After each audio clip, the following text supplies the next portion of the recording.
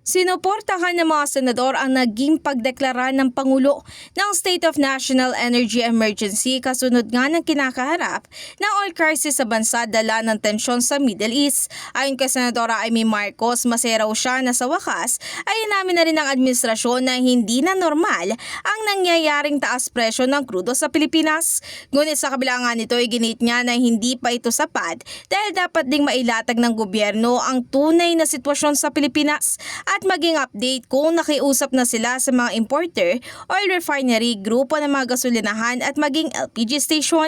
Ayon naman kay Senate Deputy Majority Leader J.V. Ejercito, bagamat sinusuportahan niya ang deklarasyon, ay batid niyang medyo late ang naging pag-anunsyo nito. Sabi ko, it's a little bit too late kasi isang buwan na. Dapat ito, at nung umpisa pa lang, nagkaroon tayong crisis committee. Nung nagkakaproblema na sa supply ng fuel when yung dinadaanan, yung passageway ng ay nagkakaproblema at hinarang na po ng ilan, the government should have already form a crisis committee, no? Dagdag pa niya na babagalan din daw siya sa pagalaw ng mga ahensya dahil imbes na maging proactive ay reactive ang mga ito. Ngunit sa kabila nga ng patuloy na pagtaas ng presyo na ng isa bansa ay kumpiyansa naman si Senator Win Gatchalian na may habol pa ng pamahalaan ang contingency plan nito para rito. Ayun naman, in fairness naman to the executive, may ginagawa naman sila.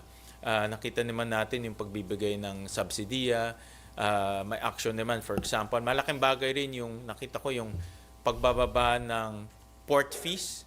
No? 1 peso na lang yung pag magrororo ka, 1 peso na lang babayaran mo para hindi magiging pabigat to sa logistics. Yung toll fees, ay nakita ko 50% ang discount na ibinigay. LRT is also malaking discount. So lahat ng logistics, nakita ko lahat ng oil-sensitive industries, no, ay tinatanggalan natin o binabawasan natin yung mga fees para hindi maging pabigat.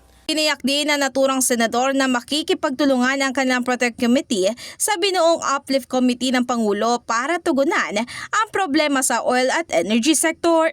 In the heart of changing lives, ako si Brigada Ann Cortas ng 105.1 Brigada News FM Manila, The Music News Authority.